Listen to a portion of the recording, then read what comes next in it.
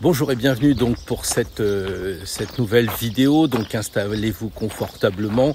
Je sais que vous n'allez pas profiter du magnifique temps du jour et moi je vais être un peu obligé de me dépêcher parce que je sens les gouttes. Donc il va falloir que je sois concis. Et comme j'ai une tendance à être un petit peu provocateur, pour faire de la concision, j'avais envie de vous parler des airs. Alors oui, parfois ça m'arrive de manquer d'air, mais là nous ne parlons pas de celui-là, nous parlons des airs au féminin, c'est-à-dire des périodes de 2160 ans qui sont des repères pour l'humanité et qui peuvent être intéressantes, non pas comme sujet historique, mais comme sujet astrologique, à savoir nous repérer et tenter avec, je vais dire, du symbolisme, et bien d'y voir encore plus clair dans notre démarche sur notre chemin. Alors ça y est, nous sommes partis pour une nouvelle balade, certainement la dernière du mois, dans sa régularité. Pourquoi ? Parce que je vais faire une petite pause de mercredi. Je ne dis pas que je ne ferai plus de balade, mais ne vous attendez pas mercredi prochain à avoir une nouvelle vidéo juillet-août. Nous allons faire ce que bon nous semble et simplement faire la vidéo si j'ai une idée qui arrive, si j'ai un joli lieu que je voudrais vous faire partager en même temps.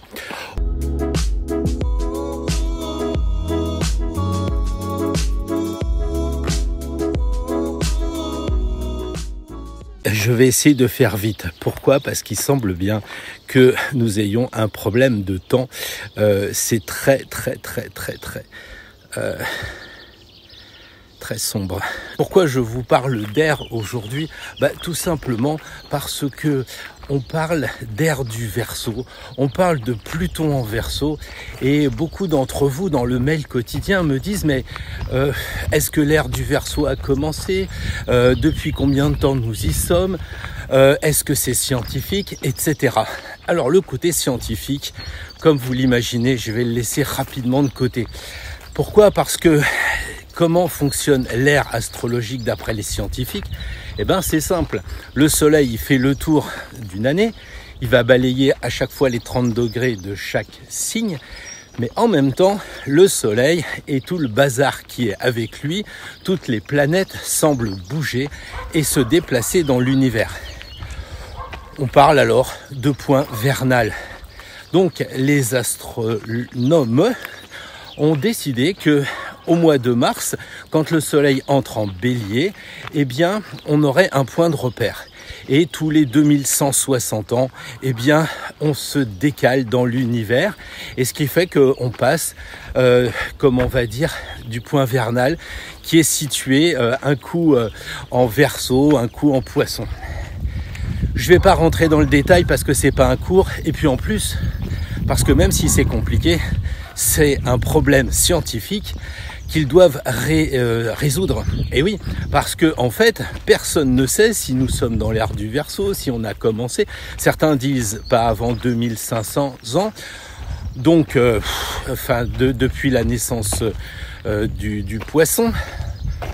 Donc c'est un peu compliqué cette histoire. Et moi j'ai pas envie de compliquer les choses, mais par contre j'ai bien envie de vous les expliquer avec beaucoup d'intérêt pour chaque ère. Parce que si on remonte 2160 ans que nous sommes là, nous sommes en Poisson. Si on remonte avant, nous sommes, vous allez me dire, dans quelle ère ? C'est pas possible qu'on soit dans l'ère du Verseau. Qu'est-ce qui se passe ? Il se passe que les ères vont dans le sens inverse de l'étude des thèmes astrologiques. Donc avant les Poissons, c'est le Bélier. Et on va remonter en descendant. Vous voyez, c'est très simple. Donc une fois qu'on aura fait le Bélier, 2160 ans après ou avant, on va se retrouver en Taureau, en Gémeaux, et on remonte le zodiaque comme ça. Alors, pour faire simple, j'ai envie de dire, essayons de remonter jusqu'à l'ère du Lion, ce qui nous amène quand même à 12 000 ans avant notre ère. 12 000 ans avant notre ère, ça correspond à la fin de l'ère glaciaire. Enfin, en tout cas, c'est ce qui se dit ici ou là, Wikipédia ou YouTube ou ce que vous voulez. Bref, l'ère glaciaire, donc les lions, c'est normal, ils ont envie de s'expanser. on comprend que c'est très bien. Peut-être par un pur hasard, c'est là où on retrouve beaucoup de peintures rupestres et on sait que les natifs du Lion adorent peindre, adorent créer. Donc c'est peut-être un élément à prendre en compte. Je dis bien peut-être parce que ça remonte quand même à loin.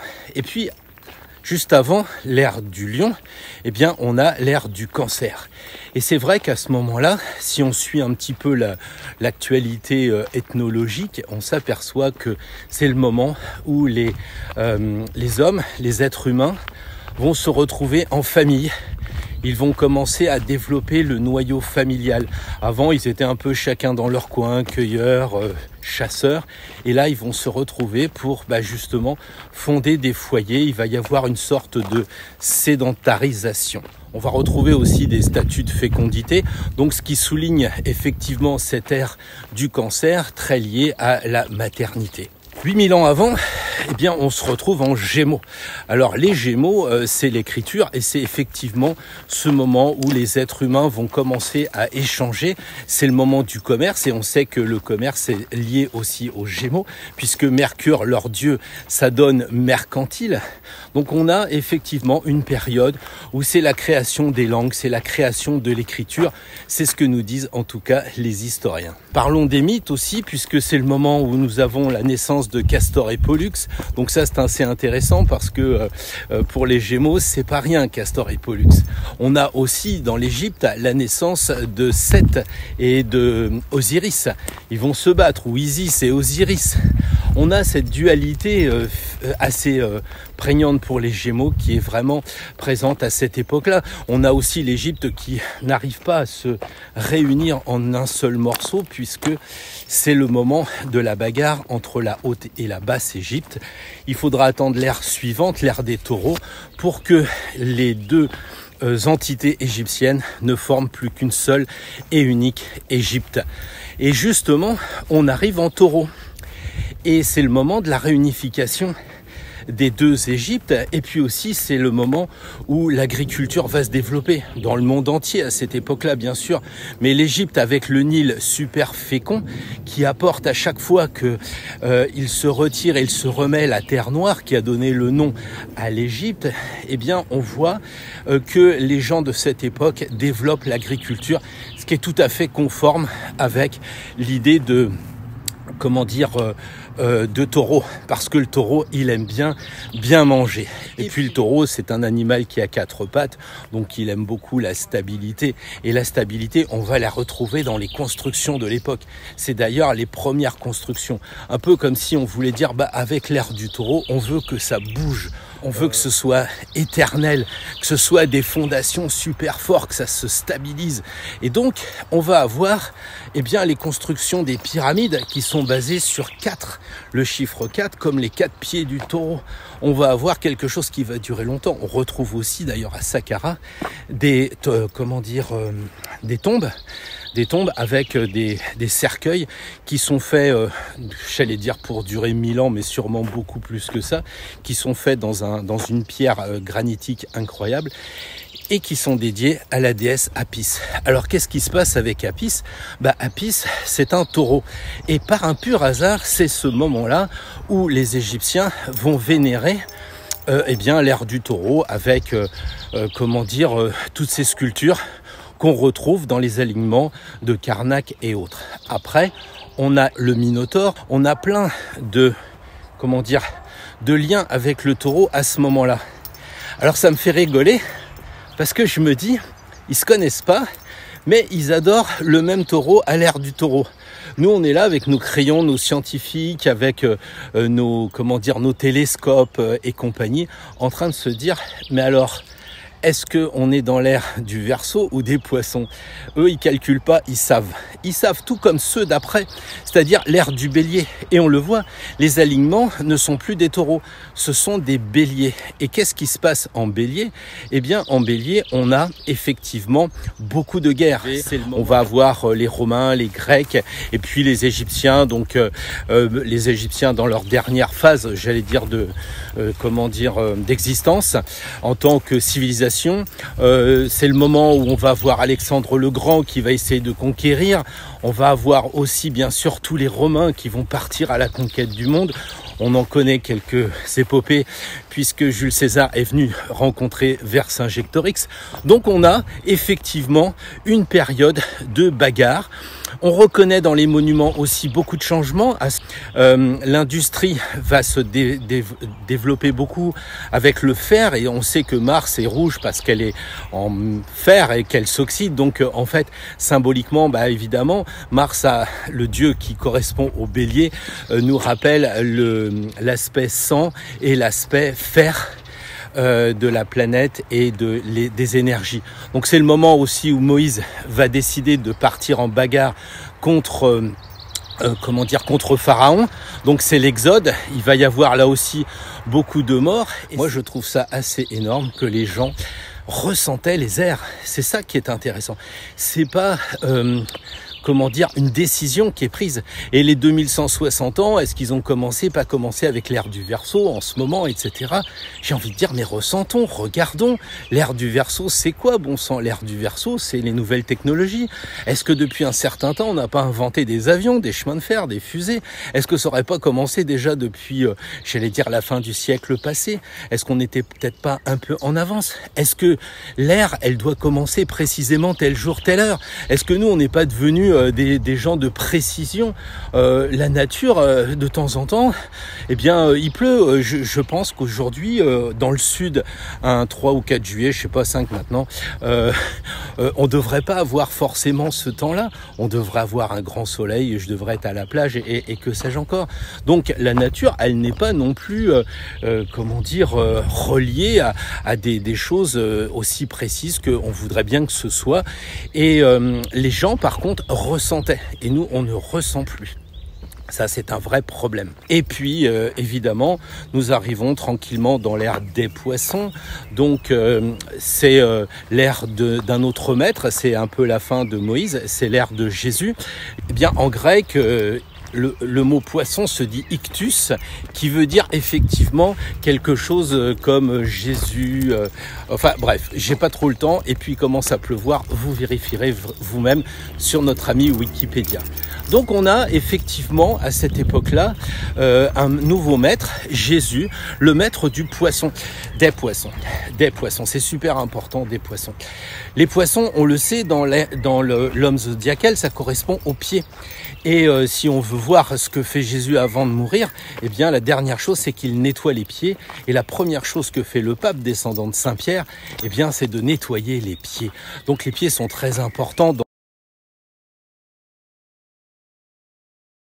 Et on retrouve aussi les poissons un peu partout, comme on retrouve un peu les pieds partout. Il marche sur de l'eau salée évidemment. Il a les pieds qui ont été perforés. Et puis, on peut dire au niveau des poissons que chaque fois qu'il peut, il dit aux gens, vous savez pas trop où il y a une bonne pêche, mais moi je vais vous expliquer. Et la dernière en date, c'est bien qu'il soit décédé quand il revient sur le chemin et qu'il retrouve à Emmaüs les pèlerins. Et il leur dit, je vais vous faire apparaître, je crois, 153 poissons. 153, c'est bien, ça fait 9. 9, c'est la fin en numérologie, donc ça tombe bien. Et vous me direz 2160, ça fait aussi 9, ça tombe bien. C'est aussi la fin, sûrement des coïncidences à creuser de ce côté-là. Donc on voit que l'ère des poissons, c'est Jésus qui maîtrise avec tout ce qu'il peut nous faire, pêcheur d'hommes, etc. On retrouve énormément d'eau dans les bénitiers, forcément, quand on pense aussi au baptême. D'ailleurs, dans l'arcane 18, c'est amusant parce que là, je pense que c'est une création de Jodorowsky et de Camoin. On voit clairement que dans la piscine où il y a le crabe, donc c'est de l'eau salée parce qu'il y a un petit poisson à côté. Donc c'est un peu comme s'il avait rappelé dans le bénitier l'ère des poissons. Donc ça, c'est aussi dans le jeu de tarot. Et évidemment, on est plutôt dans la symbolique d'un niveau 3. Voilà, donc si on veut aller plus loin, c'est quand même amusant de dire, raisonnons par axe. C'est-à-dire que quand on regarde Moïse, il monte sur la montagne, je ne sais pas si c'est la montagne Sion ou quelque chose comme ça, et là-haut, il découvre les tables de la loi. Et il descend, et qu'est-ce qu'il voit? Il voit son peuple qui est en train d'adorer un veau. Alors si j'ai bien compris, le veau, c'est le petit de la vache, et la vache, c'est l'ère du taureau. Et Moïse dit, c'est la fin de l'ère du taureau. Il s'énerve, il casse les tables, il remonte, et puis il en trouve d'autres. Et qu'est-ce qu'on a avec cette symbolique? On a tout simplement le fait que de l'autre côté de l'axe des béliers, on a la balance. Et vous voyez les phrases assez connues de Moïse, c'est œil pour œil, dent pour dent, c'est les 10 commandements, c'est la loi, et on voit les 2 tables comme si on avait exactement les 2 plateaux de la balance. Donc on peut s'amuser à regarder ce qu'il y a de l'autre côté du signe astrologique. Et je pense que ça vaut largement pour nous. C'est-à-dire que si nous sommes natifs du bélier, on va manquer de recul, on va tout de suite s'énerver et puis foncer. Et inversement, les balances vont réfléchir et vont être dans l'indécision. Donc si la balance, elle prend un petit peu de force avec le bélier, eh bien elle va s'équilibrer, ce qui est bien pour une balance. Et de l'autre côté, si avant de partir, le bélier réfléchit un peu, c'est pas un mal pour lui. Donc voilà un petit peu ce que je voulais vous dire sur l'axe. Vous remonterez de votre côté, c'est-à-dire que pour l'ère des poissons, de l'autre côté des poissons, c'est Marie. Évidemment, c'est le signe de la Vierge. Donc là, c'est très bien fait. Donc on voit que au-delà du côté des poissons très gentils, toujours à disposition des autres. Et puis un adjectif qui convient bien aux poissons, c'est le mot sacrifice. Donc ça correspond bien à cette période-là. De tous les martyrs, de Jésus, etc. Donc on voit qu'ils se sacrifient tous. Et de l'autre côté, on a l'Immaculée Conception, la Vierge, qui aime la propreté. Beaucoup de gens qui travaillent dans le médical sont natifs, font des choses en Vierge, un ascendant, un amas planétaire, des choses comme ça, une lune en Vierge. Et donc les médecins, les infirmiers, tout ça, ils adorent la pureté. Et on voit le côté blanc de la lumière de la Vierge Marie. Donc voilà, avec aussi un léger problème, c'est que ce côté virginal fait que tout ce qui est catholique, ils ont un problème avec la sensualité, la sexualité. C'est jamais très clair et on va pas parler aujourd'hui des problèmes qui sont dans l'Église, mais on voit que c'est quelque chose qui n'est pas maîtrisé. Et c'est pour ça qu'on a effectivement ce curseur à placer entre 2 signes opposés. Donc Moïse, l'étape de la loi d'un côté avec la justice et de l'autre côté, je pars en guerre contre Pharaon avec l'épée du bélier. La Vierge qui s'oppose ou qui se complète avec le signe des poissons, avec Jésus, donc de l'autre côté. Et puis si on remonte avant, on a l'ère du taureau. Et qu'est-ce qu'il y a de l'autre côté du taureau? Il y a le scorpion. Et ça nous fait une belle jambe, c'est ce que vous allez me dire.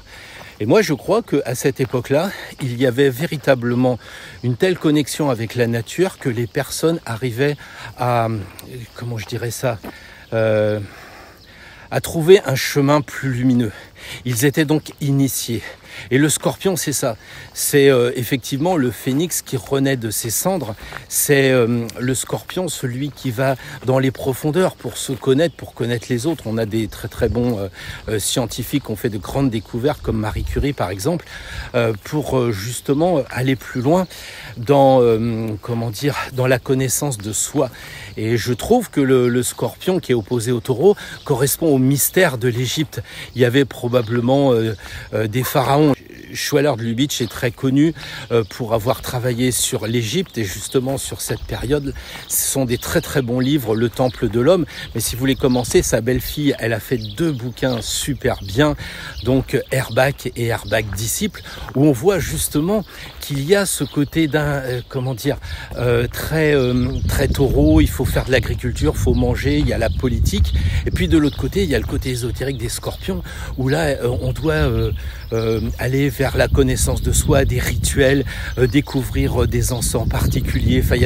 Je vous conseille vraiment ces 2 livres-là, ces livres de poche, vraiment qui me rappellent beaucoup de choses quand j'ai commencé. Et on voit le jeune enfant qui doit choisir, est-ce qu'il veut être pharaon ou est-ce qu'il veut être un homme politique? Est-ce qu'il veut aller du côté du taureau et puis avoir beaucoup de plaisir matériel, ou bien est-ce qu'il veut justement aller du côté du scorpion et être un petit peu plus à l'étroit avec lui-même? Là, cette vidéo est terminée, j'espère que ça vous a plu. Elle a été un petit peu rapide, elle voulait simplement déterminer qu'il y avait des liens entre les ères. Nous allons rentrer dans l'ère du Verseau, donc comment cela va se passer, c'est ce que j'expliquais dans mon mail quotidien. On est en préparation avec Patrick Gianni et Daniel Navik d'une vidéo justement pour faire le point sur cette idée, quid de l'ère du Verseau, mais surtout de l'entrée de Pluton dans le signe du Verseau. Autrement dit, ça va être très très Verseau, ce qui signifie qu'on va parler de futur, d'avant-garde, de nouvelles technologies, on va parler de plein de choses. Et moi, je pense personnellement qu'on ne peut pas prévoir le futur. Et là, ça va s'aggraver dans le sens où on va avoir, des nouvelles technologies qui vont nous faire avancer ou pas. Par exemple, les objets connectés. Ça fait 10 ans qu'on nous les propose, ça fait 10 ans que ça fonctionne pas. Donc, celui qui avait prévu de faire quelque chose avec les objets connectés, à mon avis, c'est un peu raté. En revanche, si on regarde d'autres technologies qui vont déterminer notre avenir, donc à charge pour nous aussi d'y réfléchir, à charge pour nous de ne pas nous faire un petit peu avoir par par la technologie.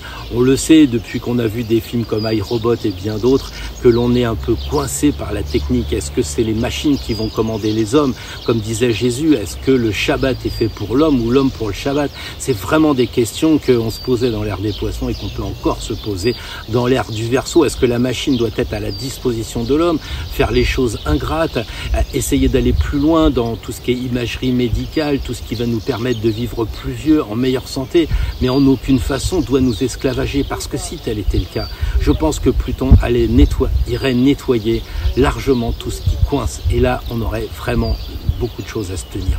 Alors peut-être que vous vous posez une question, c'est qu'à chaque fois qu'on a eu des ères, on a eu un maître. C'est-à-dire qu'au moment du taureau, on a eu les pharaons qui étaient vraiment des maîtres qui dominaient le monde, à la fois le monde ésotérique, on l'a vu, et le monde exotérique. Après, dans l'ère qui a suivi, l'ère du bélier, on a eu Moïse avec l'autre côté de la loi. Il fallait faire des lois, l'œil pour œil, dent pour dent, etc., pour arriver aussi à ce que les hommes puissent vivre entre eux le plus possible en paix. Après, le monde a évolué. On a eu Jésus qui était le maître qui disait « Oui, j'accepte les 10 commandements et je vous en donne un supplémentaire. Aimez-vous les uns les autres. » Et je pense que là, on ne peut pas dire « Bon, maintenant c'est fini l'ère des poissons. » Non. Quand Jésus nous dit, le maître Jésus, je ne suis pas du tout dans la religion, mais le maître Jésus, quand il dit j'accepte les 10 commandements et je vous en donne un supplémentaire, ça signifie qu'il y a une idée d'ajout. Et on ne vire pas le bébé et l'eau du bain. Peut-être que là, il faut en trouver un 12e ou un 13e. Personnellement, je suis persuadé que l'amour est suffisant et que c'est le meilleur des commandements, et c'est celui-là qui doit nous guider pour avancer sur notre chemin à nous tous, individuellement. Et la question qui se pose, c'est qui va être le nouveau Messie? Là, c'est une vraie question. Ça peut être quelqu'un, une seule personne, ou ça peut être plusieurs personnes. Pourquoi plusieurs personnes? Parce qu'on est à l'aube, à l'aune du Verseau, qui est le signe de la fraternité. Et pourquoi on n'imaginerait pas que chacun d'entre nous, à notre niveau, nous soyons initiés et que nous formions des égrégores comme ça, et que c'est ça qui va donner la force. De l'autre côté, le lion face au Verseau, on retrouve le lion, et on se retrouve à la moitié du chemin entrepris lorsque j'ai commencé avec moins 12 000 avant Jésus-Christ, le lion. Maintenant, nous sommes de l'autre côté, nous sommes en Verseau, ce qui signifie que le lion, avec ce côté un peu, individualiste, moi, le lion, eh bien, on va du côté de la fraternité. Alors, je pense que si j'étais natif du Verseau, j'aurais un discours un peu révolutionnaire, un discours un peu mordant pour dire mais unissons-nous, mettons toutes nos énergies, tout ce qui est positif, toutes les forces d'amour pour faire justement une ère du Verseau super géniale. Parce que qu'elle ait commencé ou pas commencé, dans tous les cas on est tous d'accord là-dessus, c'est le début. Mais pour avoir un bon début, il faut faire de bonnes fondations. Et les fondations, les pharaons nous les ont appris avec le signe des taureaux, le signe du taureau, avec les constructions à 4, avec les pyramides. Donc c'est vraiment important de faire des bonnes fondations. Si vous lisez Herbak Disciple ou Herbak Poachiche, vous verrez qu'à l'époque, quand les temples étaient écroulés, on prenait les plus belles pierres et on les mettait sous terre. On ne les voyait pas. C'était ésotérique, c'était de l'autre côté de l'ère. De l'axe Scorpion-Taureau. Donc on mettait les plus belles pierres sous terre. Et les fondations des temples qu'on voit aujourd'hui sont assises sur les connaissances de l'ère d'avant. C'est-à-dire qu'il faut absolument avoir de super fondations. Alors si on est au début de l'ère du Verseau, eh ben, créons de belles fondations pour ceux qui vont arriver après. Alors moi j'en suis convaincu. À l'époque, on mourait jeune. soit on avait la typhoïde, le choléra, soit c'était la guerre, soit c'était des choses comme ça. C'était peut-être pas terrible. Aujourd'hui, on croit qu'on est mieux parce qu'on vit plus longtemps, mais on est tous stressés, on est tous sous médoc. Et à l'époque, ils n'avaient pas le temps, que ce soit l'ère du taureau, etc., l'ère des poissons.